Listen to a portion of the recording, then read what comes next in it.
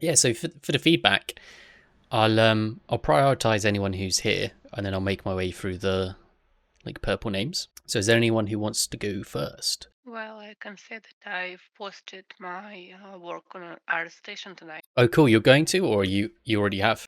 I've already Oh, congrats. I'll have to find that. Give it a nice like. I said a link. Oh, cool. It looks way different. How did you end up sort of like rendering it? Well, I spent quite a lot of hours setting the lighting and the simple scene with some Megascan assets. Yeah, it's come out really nice. You've presented everything well. The only thing that might be absent, you might have chosen to do it or not, but like the topology, like you've got decent topology. Like if anyone were to see it, unless you've got it somewhere I haven't seen, yeah, do it just like a nice simple wireframe turnaround, texture layouts, and that's it. That's the job's good. I'd like to hear something about the lights, maybe, or presentation, Okay. because it's really hard for me. I'll do it straight out of your art station, seeing that these are like the Mhm. shots that you'll use. Yeah. Okay. I think this is one of the strongest. Now it might be because of the eyes. Like for you guys, whenever you're rendering out characters, a lot of it will come from the eyes. So it's nice that you've set that out. So I think the with the lighting and the shading, the skin's coming off a little bit CG like, and it might be because of the is there subsurface scattering on there? Yeah. Yeah, it might be a bit like sort of dry around the forehead and the darkness of the shadows. So I'm expecting like if there was a sunlight, it would really be blasting out the face, like the light would be hitting and scattering all over the place. So see what it's like with like a slight enhancement of on that, just to get rid of those pits. Hmm. In terms of lighting, I say like it looks like natural lighting. Maybe the size of these are sort of like detracting from the realism of like the main piece, if that makes sense. So I don't know if these were like small assets that have been scaled up slightly. No, actually, it's real life size, and I measured it with a mannequin and other instruments in. Maybe just seeing like a little bit of texture edges and stuff. But apart from that, I think the grass has come out like a really good effect. Like especially if you've used this as like a trim sheet almost. As long as this is efficient, that's like a really cool effect you've done. Thing that I would potentially like see. So you've got like default studio lighting, which is good just to see everything in generic sense. Sometimes what's good to add, just to tell to communicate to people who are seeing it that this is like studio default lit, is just add like a color gamut with the reflective circles. It just tells you like this is just like a normal scene. And then if you want something that's a bit more showy, maybe like later down or earlier, I'd expect to see some more like rim lights and just some more advanced light usage. So not in a Lighting global scene. hardest. Light is the hardest thing, I think, for me. Yeah, give it. I Uh, think I check the. There's some videos on lighting and like there's a workshop as well. I don't know if you saw those, but those could be quite helpful. Okay. What part's the most difficult? when I watch some lighting tutorials or other things, they just put like 3 to 5 lights in the scene, and their model looks great. I mean, rim light, main light, fill light, key light, always in places. But when I put these lights in my scene and start to tweaking them here and there, but still to make the scene look at least decent, takes much more time. I spent like, I don't know, 3 days setting these lights, but I'm still not quite satisfied with them. Okay. Yeah, I mean, it would be nice to see a version that's got maybe it's in here with pose, a version that does have some rim lights on it, and also like quite a harsh central shadow. So usually the way I like to do it with like a fill light or a main light is somehow try and just like split this in half or two third. So one side's like got quite a lot of shadow, and also remember you can use many different lights. So if one rim light isn't working so well, for example, it's like not you want it to pick up on the pouch and the arm and all this sort of stuff. It's totally okay just to like duplicate it and then just use multiple ones. I'd use that as like a later process. But yeah, if you're finding it difficult to sort of like get that effect across, then definitely just use more lights, I'd say. But yeah, it's not the ones that look good. It's not, we're not using any fancy tricks that are different to how you would use it. It's just, positioning them in a way.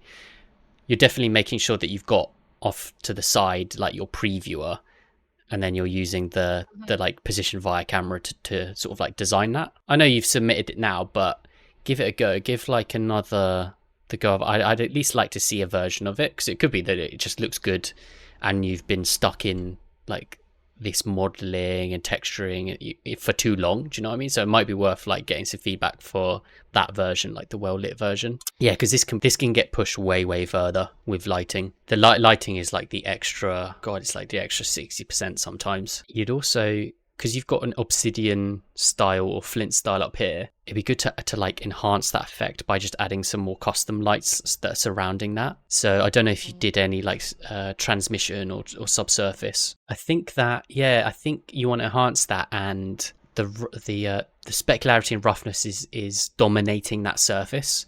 So you might want to put some micro surface on it just to break it up or break up the roughness, because right now it looks a bit lacquered, like coated. But yeah, overall you should be super proud of this. This is like a very high quality character, and you've done a lot of technical pieces. Like the hair's come out really nice as well. Yeah, this is no mean feat trying to create this kind of effect, like the fur, and it's all posed as well. That's good. Would you ever be tempted to animate it? Like have some motion in there? Well, I wanted to animate it, but actually a bit lacking of time right now, so I decided to not to animate right away. Maybe with the next character with quite well, not so many hanging stuff, because I don't think I can animate it from the beginning correctly. I mean, I have all these bones on the jewelry, the ropes, and I just can't imagine me animating them right now. Yeah, it's a big task once you got some gravity. How about you guys? Have you got any feedback? Nothing other than it looks really good. Yeah, it looks great. Thank you. Well, you've done well there. See, no feedback. You've got a very close to perfect asset. Yes, that's the Especially final light. touch. All right. Yeah, good job on that. That's really cool. You did that relatively fast as well from when you first started, I seem to remember. Okay, so is Yaman here today? I am, yeah. Oh, cool. Hello. Yeah, let's give some feedback for yours. Did you sort out that baking issue that I saw you had? I have not yet. I will work on that later. Yeah, it's one of those things, like if it's not seen too bad, I know it will like kill you as an artist, but if it really can't be solved. Okay, yeah. So for today, what sort of feedback were you looking for? Anything specific? Well, generally I feel a bit stuck on the style approach. I started out this character thinking it will be something pretty stylized, but then it turned into something else midway through the texturing process. Is it rendered in, what's your final render? Is it Substance or is it Unreal Engine? These ones in Marmoset, and the viewport one is from IRA Substance Painter. I think so. I think it looks really cool. It definitely has stylized elements there. It's telling me stylized, especially in the way it's been sculpted and the shapes and stuff. It could be that the textures, usually like the thing that subtracts away from textured stylized is like how it shines and the reflectivity and like the complexity of that. It could be that it's giving off like a bit of a toy vibe, so sometimes that can be an issue. And it also doesn't help like if you're previewing it in like Substance, it won't look anything like how you want it to, because Substance has a preference for like realism.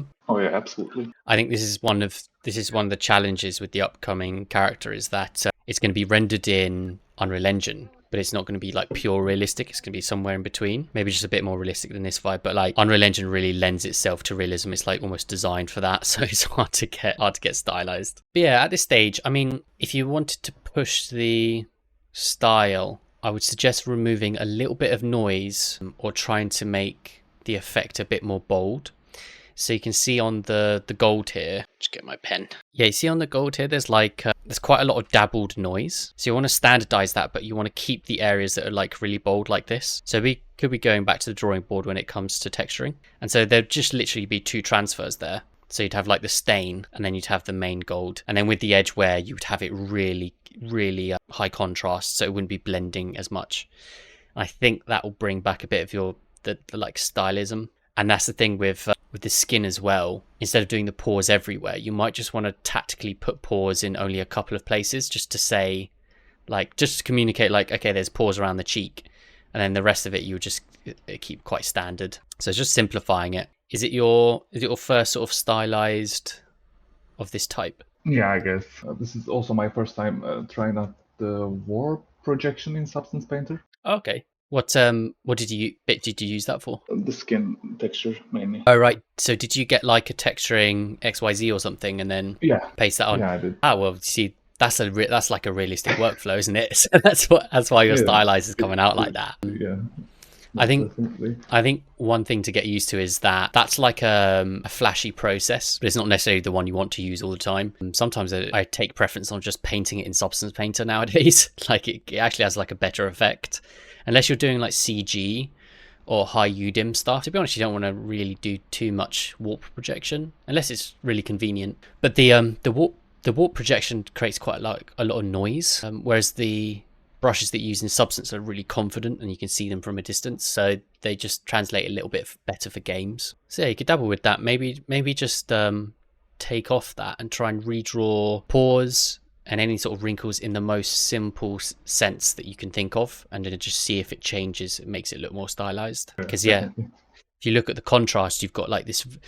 I think that's what can sometimes break the character, is that you've got this like really high fidelity skin, and then to the side you've got this really stylized hair, and so the contrast of that is what is potentially like throwing you off a little bit. So to fix it, I mean, I like how the hair's looking from here. From the distance, skin also doesn't bother me as much compared to close-ups, but I feel like there should be some element of skin to break away those toy-like visuals. I'm not sure if it's in default Substance or if it's my stack, but like there are brushes where it's like 30-year-old cheek and all that sort of stuff. Those are usually quite good because then you can draw them directly on. But yeah, do a pass where you're just creating skin textures in Substance and not using any wrapping texture information or like sculpt information.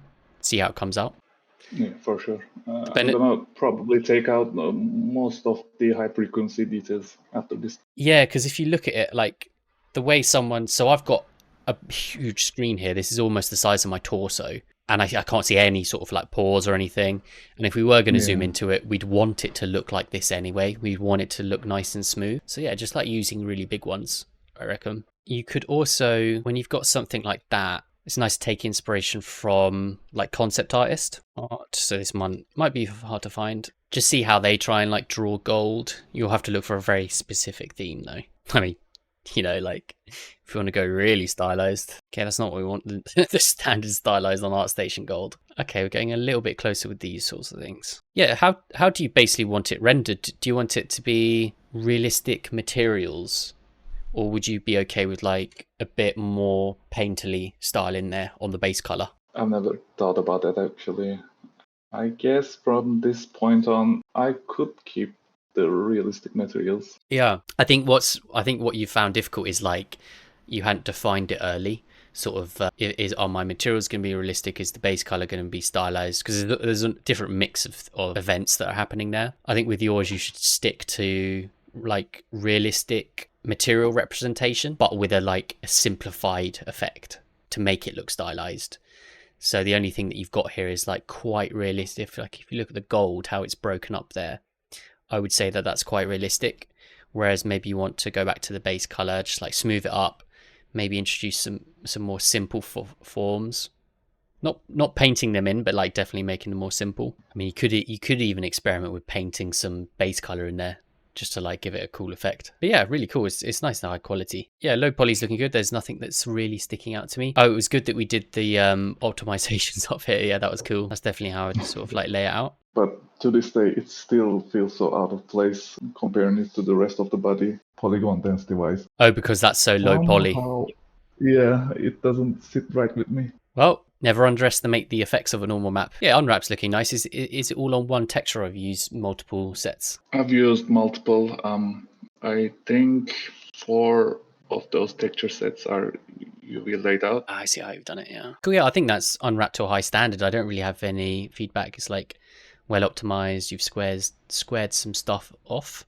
Obviously, you've got like those baking artifacts that could be something to do with the Unwrap. We'd have to like look into it like a little bit deeper. Yeah, thank you. Yeah, that'd be my suggestion to you. I mean, let's look at the original concept. Were you trying to get as close as possible to the concept as well, or was it just like a for a guidance? Up to a point, I guess I tried to stick pretty close to it, keeping the blocky hair and all that. If you look at this concept, the surfaces are just really bold and clear, like we were talking about. So just try and like introduce those elements, like take out any noise. These are almost like 4-tiered shaded. Also, maybe turn down the specularity inside of Marmoset or Unreal. This character has like a very mute, dry tone to it, and so like that will get it it will take away the CG-ness and it will get it close to this this reference. So yeah, style, we've got a roughness change. We also have normal map change on the skin. I think that's a good start, and we'll see how your final submission is, you know. Thank you. Much appreciated. Yeah, this is the hard bit, because you know what you've got is really good, and it's worth putting in that extras to get it to where you want it to be. Yeah, I like it. It's cool. All right, let's see if there's anyone else. Or actually, I should go lower because this might be older. Cool. I'll just give some feedback to this one for the replay. How about you guys? Did you have any feedback for Yaman there? Obviously, another high quality piece, so it can be difficult. But what I find is usually those are the ones that are screaming out for feedback the most, you know, because no one's given them like, it's perfect. Okay, let's get the bearings. So yeah, last time I thought, what were we fixing? Oh yeah, it was that's a big difference. I remember the original turnaround concept you were doing. You've sort of changed the squareness of that jaw, brought it in. Yeah, I can see like you've implemented a lot of feedback, to be honest. It's good. Yeah, nice. It's surprising how much difference it takes. I actually started to work more on like the likeness when he has the mask on, and the only way I can find reference was with trailers, because I haven't found the movie in another way than going to the movies theater for now. So yeah, I hope I will be able to find it in good resolution quickly. Yeah, that's a difficult thing. I remember with this guy, he was very different from the original act, like the vibe and the makeup. So I'd say you're now in like movie mode, where you're trying to get it to match as close as possible. So from what I can see here, so around this area, the form is correct. But what I would do is I would just tone it down slightly. So all the lumps and the bumps are in the correct places. You know, they're like coming in, but it might be a bit too extreme in comparison to what's actually present. On the reference you see, it's just a little bit more like flowing and freeform, and just like it's a little bit softer. So they are there. You just want to introduce that so you wouldn't have so much bumps and stuff. You could get the original like 2D concept and just get the blur and just blur it out and just see how close you can get to it. The eyes are always a very difficult one. I think what's happening here is that the bottom is coming out a little bit too far in comparison to the rest. So it's basically like the distance from here to here and the kind of angle that's creating feels a little bit long. So obviously that changes depending on the rest of the face and like how it feels in terms of proportion. This one's a little bit more kind of like low lofted and broad. So I changed that, but let's have a look at the eye shape. Depends what eye you want to go for. I think you've gone for like more of a squinted passive eye, but it might be worth getting like a more open eye. Just open it up so it's like closer to this reference. What I suggest, like most people do, is they pick just one reference and they put that in the center of their Pure F, and they go, right, this is him, and I'm going to try and make it look like this person on this photo, because from every single angle they're going to look crazy different. Like we'll move to this one now, he looks like a different person. So I'd really just focus on one and try and emulate that as close as possible. So for this guy, it'll involve just getting a bit more of a serious look amongst the eye. I'd also pay attention to, like, if we were to draw like a center line in between his eyes and trying to align that with his brow, kind of like what's the height of his brow and like where it connects to his nose. I think you'll find that yours is slightly a bit high. So I'll do the same here, just like draw that line in between and then just bring it down and try and replicate what we've drawn there. So yeah, it will involve like bringing that brow down. And to be honest, once you bring that down, what you're going to find, you're going to naturally find. I'm actually realizing just now that I forgot to give him eyebrows. Oh yeah, eyebrows definitely help with the theme. But to be honest, it's like I don't usually give the eyebrows to the very end because I want to see the substructure. But yeah, once you bring this down, you'll find that he'll have this sort of like angry look. Now at that stage, what you'll want to do is like open up a very specific part of the character. So if I come here, I changed my account, so I've lost all my libraries of color, so I have to manually pick them. So yeah, this area you'll want to expand and just open up and like give it more space, so it's not like squinting in as hard. Because if you look at him, he's actually got quite a nice, he's got quite a nice soft skull opening. You know, it's not all scrunched up. It's actually quite wide and open with a wide eye. And then the emotion that he's got is coming from like his brow, like where it's quite stern, and it's coming from all this direction. So yeah, this is like usually a common one. People put a lot of emotion in the center brow, like there, but mostly you want it up here, because like when you frown, if you ever frown yourself, you'll probably be able to feel it, that it's just like it's all coming from the top of your head, and not much is happening in the center. But overall, I think this is looking strong. Like especially the silhouette and the form, I think it's quite good. What could be a benefit is just sharpening the edge of the lip. So in comparison, I usually just sharpen it a little bit extra because it translates better when it comes to like a normal map and game resolution lighting. It seems to perform better when there's like slightly sharper like transitions on them. For the eyebrow, what I suggest doing, just mask like the generic eyebrow shape, extract it, and then push it back in so it's hidden, and then start drawing on top of it, and then that's going to draw out like very nice eyebrows. But yeah, okay, you've also got a body. Yeah, not too much to feedback on that. I guess you're still at the blocking out phase. Yes. Actually, if you have feedback on where to find good references for like historical clothes, because that's mostly where I don't have any references as well. Ooh, yeah, historical clothes. So there's not going to be one resource where it's like very good to find that. It's going to be all over the place. So a good one is like sometimes they sell packs on ArtStation where someone's gone to like a museum and taken loads of like DSL shots of those bits of equipment. But the problem is it might be slightly different from yours. So yeah, you just basically want to mix and match to see what era he is. How I always do it is just using movies. So I'll just search movies and TV shows and then search around that with like Bing or Google related content. So it kind of like searches around that image that I put into it.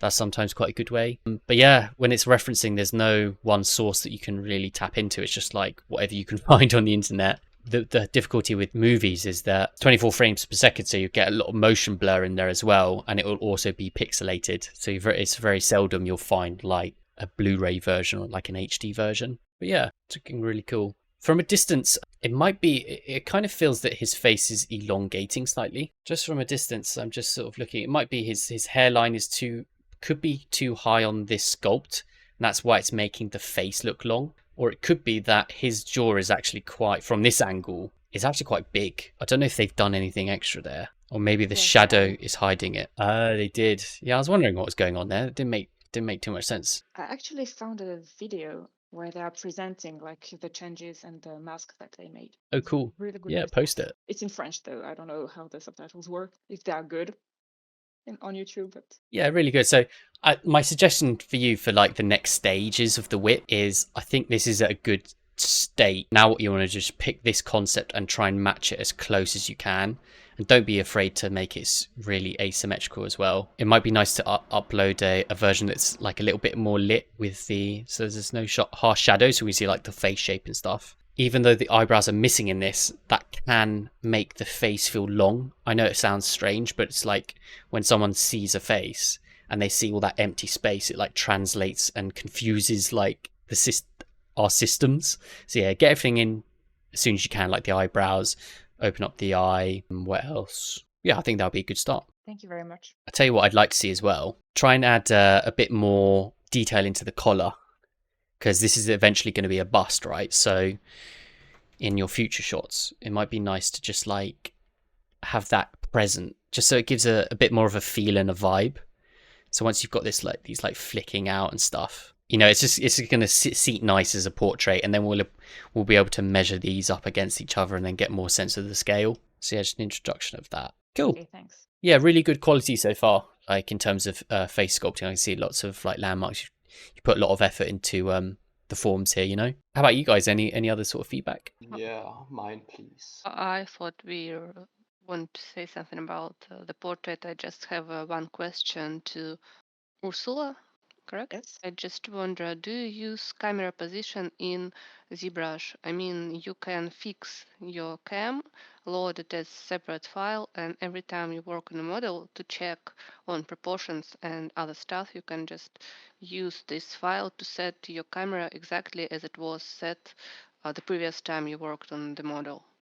Do you use it? Yeah, it's really cool. That's one of my favorites, is like locking in a camera that you can always snap back to. I think I covered it on a video, but I can't remember which one. Yeah. Good job on the work. I'm going to get on ArtStation. I like that after this. Need to sign in. All right. Okay, so this character. Yeah, so what were your sort of goals for it? Are you planning on doing the full bit, or what's the sort of outcome? Is it going to Unreal Engine? Firstly, I do the bus and present it in Unreal, and then after that, if I have time, I plan to do the full body. Yeah, because there's lots of I can see there's lots of like small intricate pieces of metal and like the interaction of cloth and how it's these are going to be cool. These sort of like intricate pieces. Okay, let's see how far you've got. Yeah, so it's a good start. I'd say you're still at the block out phase. What I would focus on the edge forms.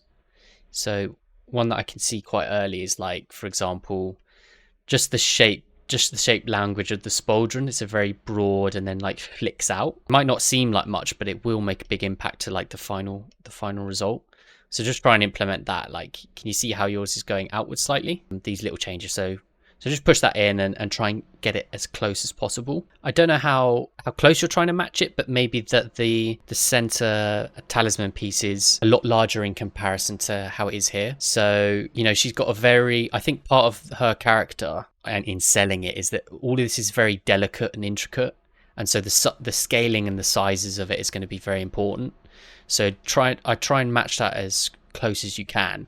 And you'll see that because you've got quite a large centerpiece here, it's actually affecting the rest of the straps and how they sort of feel. Whereas on this one, you can see everything's quite straight lined. So, you know, even the direction of the bands, right? They're quite lateral and they're going this way. But because you've got like a big talisman, these are starting to loop over, and it's gonna change the realism. It's gonna detract from the concept. So yeah, just really focus on like switching that up. I think you've done well with the space allocation here. Like if you look at the space from this section and how it's separated from like this section and the center, I think that's good spacing. The only thing that's missing is, you know, we've got this center like skin area. It's just missing on the top section. So with hers, again, it seems like I'm being like really annoying and finicky. But the reason that the 2D artist has done that is it emphasizes this nice little emerald. So like you can see how there's that like really nice two shapes. It's like the triangle and the talisman.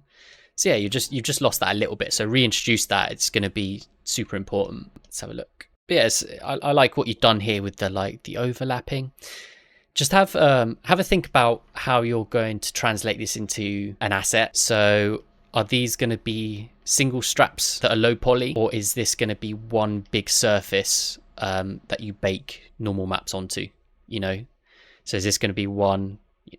You know, the topology could look like that, or are they going to be individual straps? Have you had a think about that, or would like some guidance on it? Not yet, but I separated all of them. Or I did all of them in one subtool, and if I wanted to, I can split them all and put them all together. And So the question is like, so when you've got an asset like this, obviously there's loads of individual high poly sections. So when you do the high poly, you'll definitely have advantage of doing those as separate subtools. So that will be your high poly. Now translating that over to like a low poly geometry, I suggest having this as a very intricate grid system that's all connected together. Now, the reason that that's the answer is because this is around the torso, and for a game character, change color, you know, this is going to rotate, it's going to twist. When she's looking upwards, it's going to stretch. Now, if you had those all as separate assets on the low poly, it's going to look better in a way. It's going to look more physical, but it's going to be absolutely destroyed when it goes inside of the game. So yeah, you're going to make a nice little grid system, and then with your multi-cut, you're just going to refine these edges. So it would be quite fun, to be honest. And even when it comes to the skin, I would even treat that as one like sort of object, unless you're doing some advanced shader work. Like if you're doing advanced material work, then you do want the skin as a separate object, and you'll just have these as geometric holes in your low poly. So yeah, that's basically how I'd approach that surface. These can be quite complicated sometimes, because you can imagine we want a nice grid topology, but then your bands are going in certain directions, but they also have like, they're also extruded, so you want to have a bit of occlusion there in the low poly as well, just for the quality. So yeah, that's gonna be a fun area. So I tell you what, there's something interesting. I don't know if it's covered in the course. How have they sort of like told you to do these elements? You know, like these smaller ones and stuff. In my personal opinion, I asked them before. So my idea was to make a small part of a chain and then do the the stroke function with the curves. But my teacher said that I should wait to do something like tile level textures, something like that, for the floating chains. Yeah, okay. Yeah, your instructor's correct there. I think so. Let's have a look. How I treat this is I wouldn't do a high poly unless it's for stuff that's very specific, you know, on these talisman, unless, yeah, you might need a high poly bake if you've like drawn something on that talisman. But you see all these like wiry bits and these generic ones, you would have not just a tileable, but you'd just have a separate material that you can apply to generic low poly information. So you're just going to be making low poly tubes basically like this. This is the nice thing about it, and you're not going to bake them, because when you've got a cylinder or if you've got a chain link or whatever, they're already perfectly round in their smoothing group, so they don't need normal maps. So the only thing that's different is if you want to texture it. So say you want to put like blood on a very specific part of the chain, or if you want to have like dirt in between, then you would have to be doing baking. But if this is like, you know, as she is now, like quite a clean cut, yeah, I would just use sort of like a generic tileable texture, really low resolution, you know, under 512, and you'll have some nice additional technicals there. The only thing I'm a little bit worried about for the overall thing is really focus on the realism of this project, right? So I've seen many people who like say they're going to come back and do the full body, but it usually doesn't happen because it's very difficult to come back to it and like redo it. So just take this for what it is, you know, it's just going to be the top half, and then maybe move on to a new character in the future. That's my suggestion out of seeing. I've seen hundreds of kind of like these projects. Usually the students like write out their intentions like formally, and then we review them and then we do it at the end. And my advice is just, you know, just stick with what it is. It's the top half. It's for you to practice, and then when you get onto your new character, you can do a full one, you know, because coming back to this and trying to do like another, it's going to be so difficult. So just use it as the experience it is. That's kind of like my tutoring suggestion, unless you want to do it, unless you really want to do it. So I guess it's all up to you. What else? So the only other thing is that when it comes to games, because I always like focused on games, there's always a focus on like rendering it out pretty, but like at the end of the day, like you want to be having these as functional characters. So this will work for your like portfolio presentation, but in the game what we want to do is like have that nice and flat, so we can either simulate it or have it interact in the game in some way. So unfortunately it looks a bit ugly when you're creating it, but we want something that's quite flat and normal, and then we can simulate it with like NVIDIA or go into the engine. So yeah, this area is going to be slightly difficult for you. If you're really going for that portfolio piece, I'd suggest ignoring this in your block out, putting the arms down after you're happy with like how it's looking, and then simulating this cloth on top, because there's no solution for a static piece that's going to have that, you know, unless you really want to animate it and rig it inside of the engine. Then that's kind of my suggestion. Does that make sense? Because at some point you're going to want to take these arms down and everything's going to break. So just leave this to the end. This is like an afterthought almost. Treat it like the second asset, you know, that you put back on top. Yeah, it can be a difficult one because obviously these are going to stay the same, you know, just like falls down the head. And then she can have like just a little bit of a twist of the head or a rotation that shouldn't cause too much problems. But like these are the most complicated, where they transition from the body to the main arm, and bridge that gap. That's usually the valley of chaos for an animator or rig or anything like that. So it's just nice to have these thoughts. Yeah, good progress so far. Keep it up. And just double check the band as well. Like if we look at a distance, can you see how that centerpiece is widening up and expanding a bit in comparison to her head? So it's completely changing the aesthetic. So just maybe do an overlay and resizings now that you're at the block out stage. But yeah, I'd love to see like a before and after of the changes that you implement here. And I think it'll be like it'll be way more accurate to the concept there. Oh damn. Oh, yeah. All right, guys. That's coming to the end of the workshop. I hope you enjoyed the sort of like the workshop we went through with Substance and the feedback. So in the next session or the new concept, I was thinking of releasing more information of like how I created a very realistic boot. There's loads of learning in that in terms of, I might even get into Substance Designer and sort of we'll experiment that. So that's a new concept for you guys. It's like how we can utilize Substance Designer in workflows. And then obviously the workshop will be a formation of that. We'd either make some cool lever effects and use some more advanced information, but probably using a bit more Substance Designer as well. So yeah, thanks for coming, guys. And keep your works in progress coming. Keep on applying the days where you can. I know it can sometimes be tough, but well done for showing up and sort of like experiencing these workshops. Thank you. Thank you. Thank you. Thank you. Yeah. Thanks for your cross feedback as well and all the references that you've shared.